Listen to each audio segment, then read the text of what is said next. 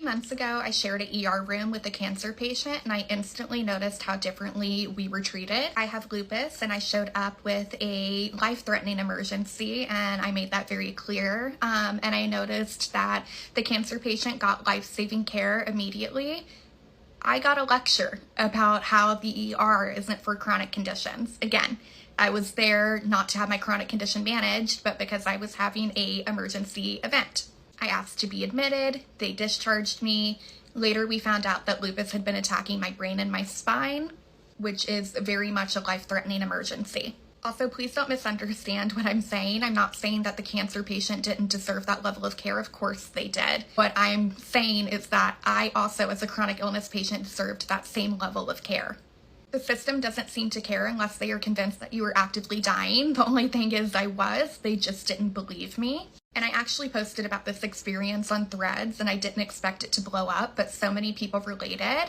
And I actually had people in my comments who have both a chronic condition, whether it's lupus, RA, something else, MS, and cancer. And they also said how differently they have seen their cancer being treated versus their chronic condition, even though in a lot of the cases, the chronic condition was as severe or more severe as the cancer itself. I think there's also a lot to be said about gender inequality here. Usually with autoimmune and chronic conditions, that tends to affect women, where cancer can affect any gender. Yeah, and it's just crazy to me because a lot of us are even on the same medications. I don't think a lot of people realize, but a lot of lupus patients are on chemo. And so it's just crazy that you can have two serious conditions being treated kind of similarly, at least from a medical standpoint, but then when you get to the ER, it's just night and day. I thought once I had a serious diagnosis like lupus in my chart, the medical gaslighting would stop, but that's definitely not the case. I have had doctors tell me that I'm anxious, even though I have lupus with CNS involvement in my chart. It's just absolutely insane. Anyway, if you have a similar story, I would love to hear about it in the comments. I think it is so important that we talk about this. Oh, you have your main conditions listed right at the front of your page and you talk about them consistently and why and how they impact you? Are you sure it's not mold? I don't know, but have you tried these supplements? I mean, the first thing I would suggest truthfully is a parasite cleanse. I don't know, I mean, are you sure you're drinking enough water? You should really see a doctor. I mean, I would highly recommend Pilates. They did wonders for me. They're gonna do wonders for you, trust me. What you want is this like creatine and Listerine combo. So turns out if you just inject this bleach straight, yeah, genetic condition, I get it, but have you really thought about how this could just be all in your head? Well, if the very first doctor you ever saw when you were like 12 years old thought it was anemia, then clearly that's what it must be, despite any other further testing you've gotten since then. I don't know why you're still looking for answers on these things. Honestly, it almost feels like you want there to be something wrong. I don't know. Well, if that hurts, just don't do it, silly. You really just need to improve your diet. You should eat more. You should eat less. You need to go low sodium. You need to go high sodium. Paleo, keto, carnivore, raw. Honestly, just cut it all out and starve. I really think this is just a motivation issue. You just need to buck up and find some willpower. Just pull yourself up by your bootstraps, push through it, figure it out, because we all have to get through it. Sorry, but I'm not really interested in your health advice if you've never had to rest after a shower, if you've never had to pick between having enough energy to make yourself dinner or just going to bed hungry, if you've never had to calculate if you have enough energy to actually walk around the grocery store and then be okay for the rest of the week, or if you've never had to cancel a doctor's appointment because you were too sick to actually show up to it. Cool. Can you give me a sec? Alan, we are so...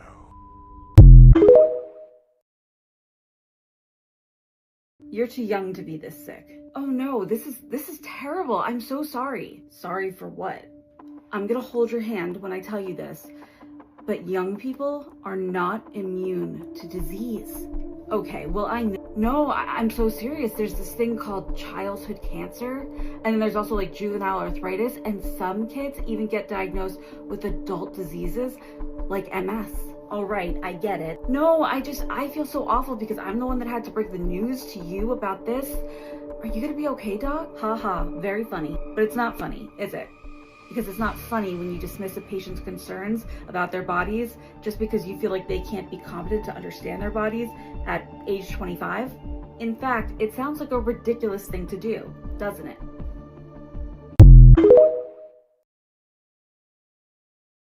Flare is so bad. Should I go to the ER? No, I can't go to the ER. They're just gonna confirm that I'm not dying and then send me home with a really big bill. I'll just lay here with my feet up. Maybe that'll fix something. Why do I always get these bad episodes when I'm alone? What if this isn't my chronic illness and it's something life-threatening? Imagine if I died. I'll just keep drinking water. Water fixes everything. You know what? If I die, at least I can't blame it on dehydration.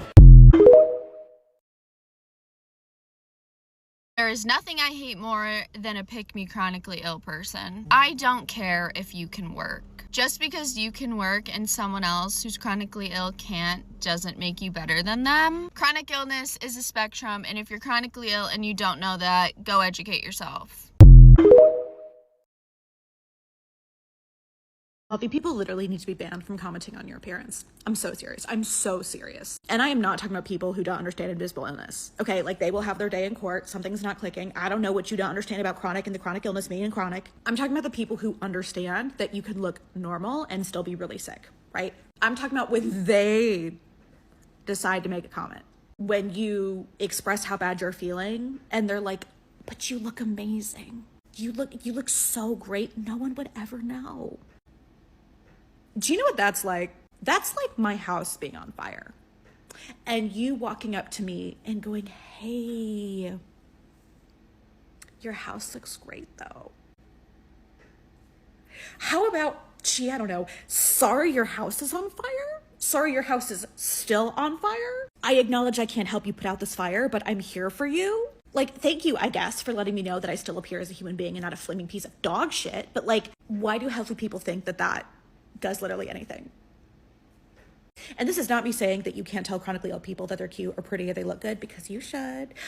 I mean, when that is like the statement you're saying in response to them telling you they feel bad or you learning that they have a condition, like that is what you're standing on. You are standing on, you don't look like a giant piece of fucking shit. Congrats! My house is on fire. I don't care. I say this as a completely politically ignorant person, so please be kind to me in the comment section, but I think that the most unprotected group of people in the United States is the disabled people. Oh, sure, there are technically laws that are supposed to protect us and yada, yada, yada. We have accommodations in work. I have never one time had a manager who actually respected my accommodations all the way 100% without asking me to give them up or pushing the boundaries. So please, if you think that I'm wrong, by all means, say it nicely in the comments, but otherwise, like, I don't think I can be convinced. I don't know what it is about me, if it's just a byproduct of being 27 or what, but ever since I started this whole phase of trying to become a morning person, I've realized I have this like internal self-improvement gremlin. It's almost like when you give a mouse a cookie and they continue to ask for more, because as soon as I started waking up earlier, my brain is telling me, ooh, we should also start working out first thing in the morning, and we should also start showering right after, because that's 2 birds, 1 stone. Early in the morning, extra time, all of that's done first thing, easy. Completely forgetting that I am chronically ill and disabled, and there's a reason why we're doing this transition the way we're doing it in the first place. But oh no, my brain's up in here going, that would give us so much extra time for festivities.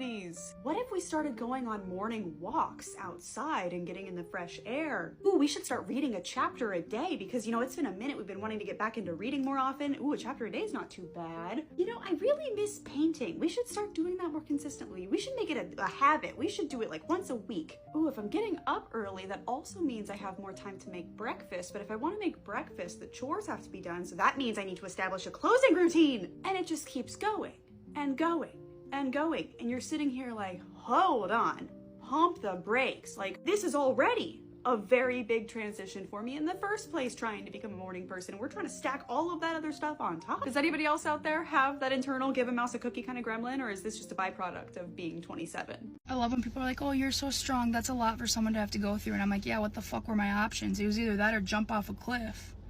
You know what I mean? And I don't have the balls to jump off a cliff, so here we are. What happened to the original plot of the movie? Oh, by the way, Kit, before you go, Thanksgiving's gonna be at 4 o'clock this year, so try to show up around, I'd say like 11 in the morning. Ooh, 11 in the morning.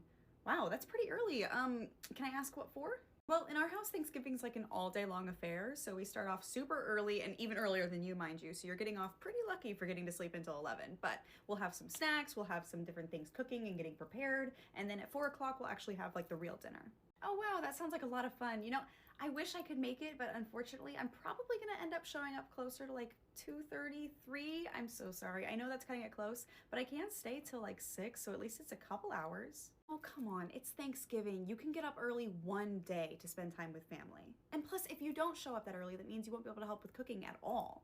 Yeah, I'm sorry. It's just with my POTS, it's not really a choice. I often don't get up and ready and able to be regulated and moving until afternoon. So I'll try my best to get there as early as possible, but for my health and safety and so I can actually have a good time with you, I'm probably going to be showing up closer to 2:30 to 3, like I said. And with the cooking, unfortunately, like I'd be more than happy to bring something ahead of time. I'd be more than happy to bring something that I can cook, you know, the night before and bring it over, but trying to help make the dishes, show up for this event, you know, put myself together, get ready, all of that is going to be way too much. I'll end up flared up and having to leave before I get to enjoy myself at all and get to spend any time with you. So if you want me to stick around, probably the best bet would be I either bring something that I can prepare ahead of time, or I can help with setting the table, I can help with cleaning up, I can help with a couple different things, but being in a crowded hot kitchen with multiple things cooking at once is really not a good recipe for my POTS. Well, that's not very holiday spirit of you to just dine and dash. I never said I was dining and dashing. I can spend a couple hours. I just can't spend all day here. Do you have any idea how much that would flare me up? I'd be bedridden for a couple days at least. Oh, come on, it can't be that bad. I mean, what about last Thanksgiving? Yeah, I pushed through and I wound up flared up for like a week after. So I'm not doing that anymore. I'm sorry. I will be here when I can be here if you still want me here. If not, I can go ahead and have my own Thanksgiving with my fiance at home.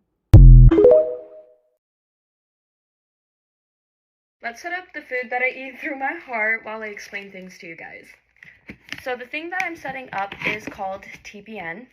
It goes directly into your direct bloodstream, hence why you have to be sanitary, clean, and sterile. Basically, you gotta clean everything down so you have no germs or anything in your like tray area while you set up your supplies. So this has to be super clean and shiny and make sure there's no germs on. You wanna clean down your surface because this goes directly into your bloodstream and you can get sepsis and infections very easily. That's why I take all the precautions I can.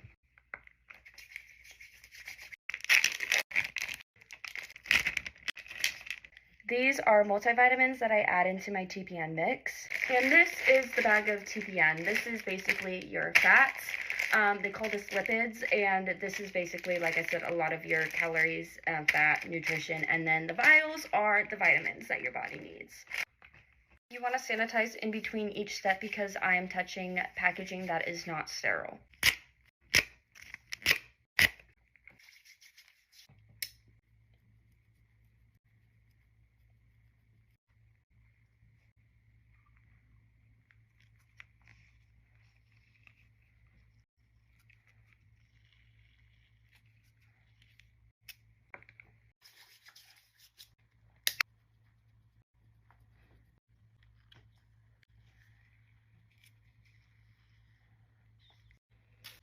The reason I don't use gloves and sanitize so much is because you would have to replace your gloves several times during this process. I do wash my hands thoroughly before I start this process. Because sanitizing basically my hands between each and every step, it makes sure that my hands are as clean as they possibly can be for these steps because I cannot get sepsis. TPN stands for Total Parental Nutrition, which means this is a type of nutrition that is given via bloodstream through your heart and it bypasses the entire GI tract. There are many reasons someone may need TPN. The reason I need mine was I was getting severely malnourished. I have malabsorption issues, a thing called Ehlers-Danlos syndrome, which is a genetic connective tissue disorder, which makes your connective tissue faulty, and that causes a lot of issues in and of itself. The reason why I need the TPN is my body does not move things properly through my entire GI tract. Things are partially paralyzed and slow, and my intestines don't absorb everything.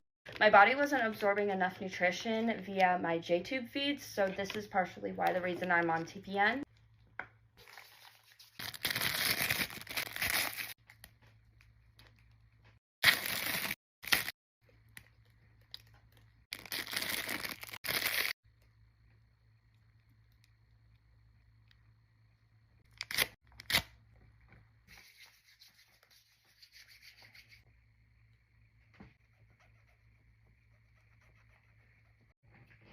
I am actually getting sent to the Cleveland Clinic to figure out more of what's going on with all of my GI issues, because I am in Montana and they don't have a lot of care and help here.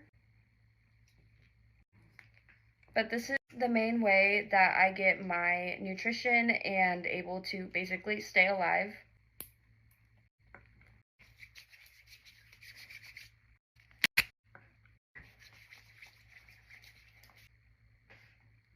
Also trained on how to do all of my line care, so I do know what I'm doing, and this is how I was taught in the hospital.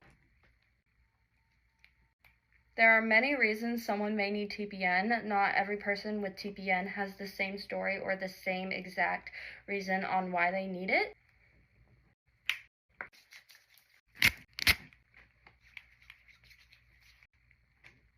People also ask what happens when I do try to eat orally, or if I'm able to eat anything despite being on TPN, and I'm allowed to eat small little bites of things like mashed potatoes, graham crackers. I can't have a lot just because it causes so much pain, nausea, and me to get sick.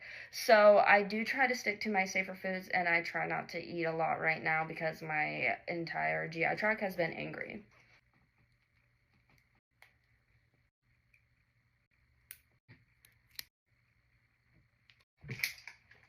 A lot of people ask me if this is a daily routine, and it is. I have to do this every single night.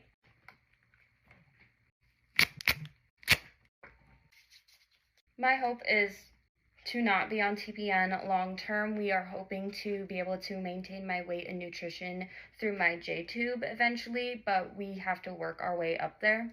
So right now, I just have to be patient and understand this is what my body needs at the moment, and even though it may look like a lot, I at least know that my body is taken care of. Just because someone eats differently doesn't make it bad. TPN quite literally saved my life, and I'm beyond thankful for everything that it's been able to help with my body and my chronic illnesses. But I do hope to eventually get off of it. But that's a little about TPN, and I do also run J-tube feeds. I have a GJ tube, which the J-tube goes into your small intestine, and that's where this formula goes. I'm on a very slow rate of formula at the time and on a very broken down formula so my intestines can hopefully absorb everything they can. I've also had several people ask me, why do I still do J-tube meds or run my J-tube feeds despite being on TPN?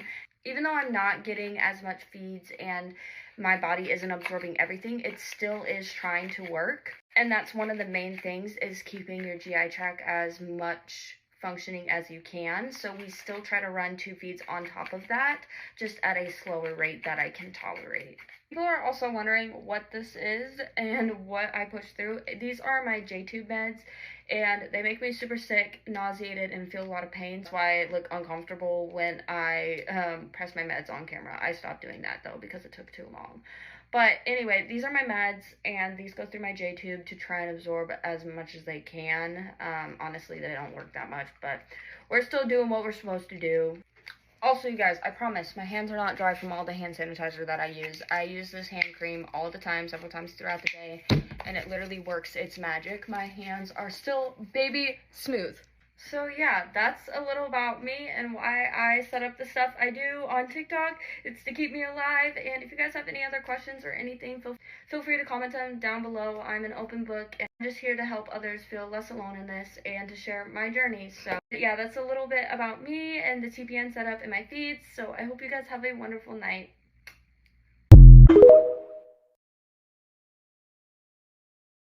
Good morning. Spend the day with me as someone who lives life in chronic pain from lupus, endometriosis, trigeminal neuralgia, and Ehlers-Danlos. I always wake up and do my skincare because, you know, I have acne. And I usually get around 10 to 12 hours of sleep, honestly, sometimes more, which, no, is not me being lazy. People with autoimmune diseases do need more sleep for their body to actually heal. So yeah, then I always take a bath in the mornings because I usually wake up in a good amount of pain, and baths are a lifesaver. And I always do my makeup because it helps me feel productive and like I'm actually doing something. And then I took a break to give my wiener dog a bunch of smooches. But yeah, sometimes I feel like people think I'm lazy or are like, what do you do with your day? And it's like, I'm sick, and it's not really relaxing. When you're sick, it kind of sucks.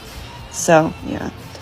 I am really blessed to be able to be a stay-at-home wife so that on my bad pain days, I can kind of adjust my schedule. But then I got ready because I had a pain therapy appointment, which if you suffer from chronic pain, please go to pain therapy. It really, really, really helps with the mental toll. And I put on some arnica, which also if you have pain, take arnica. It's amazing.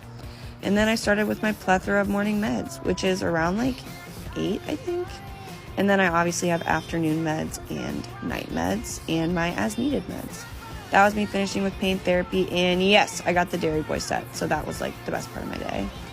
And then I went and I got a massage because this day actually really sucked and I was in a lot of pain, so I ended up, in the ER. Found out that my ovaries were twisting back and forth and that I had 2 cysts. And then I got home and took another bath because I was in pain. Okay, goodbye. Love you. Let's get ready to eat. Except I eat through my heart.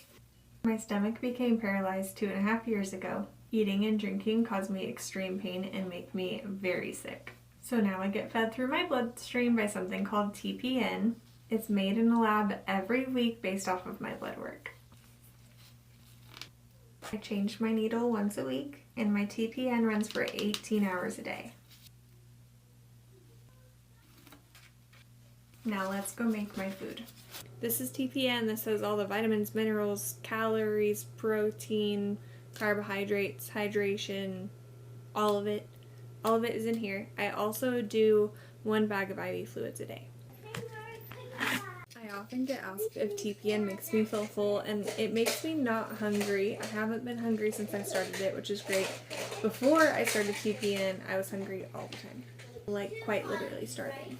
And if you're wondering why I look healthy now, it's because I now have the nutrients that I did not have. My condition actually caused me to lose 100 pounds in just a few months. All of the medication that I take is all through my central line. It's IV medication like you would get in the hospital. Can I have kids? So this condition does not affect fertility or your uterus whatsoever. Lots of people do have kids. I finished having kids before I developed this condition though. You can probably hear them in the background.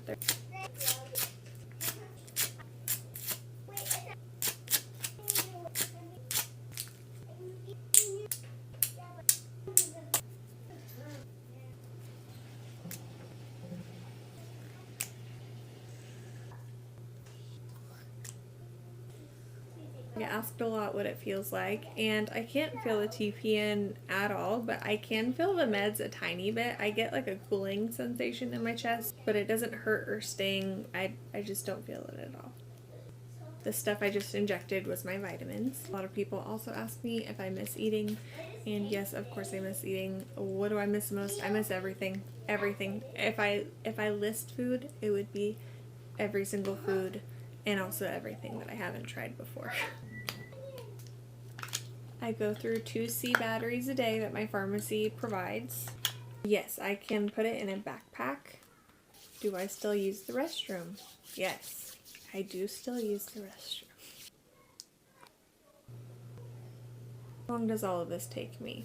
So it can take me anywhere from like 10 to 30 minutes to access my port. Honestly, it just depends on how tired I am and how quickly I'm moving that day. Setting up my TPN takes about 20 to 30 minutes. So the days I do both, it's around an hour. Like right now, I'm moving slow because I'm tired. Good night.